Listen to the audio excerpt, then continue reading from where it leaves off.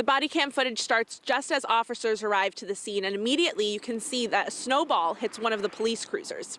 East Haven police say the crowd at a bonfire threw snow and ice balls at firefighters and officers. Body cam footage from the incident Monday night shows a snowball flying through the air. Who just threw it at the car? Police were called to the home at the corner of Bedford Ave and Stevens Street because of the size of the bonfire.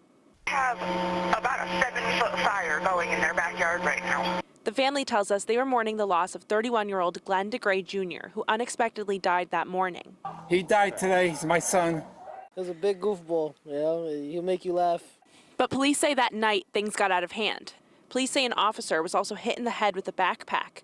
At one point, the video shows someone waving an object at officers.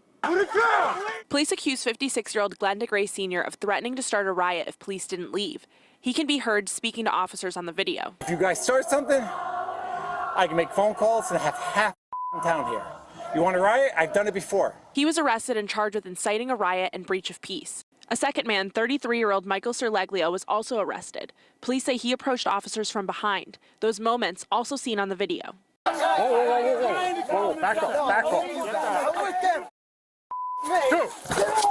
Ciarleglio was charged with breach of peace and interfering with an officer.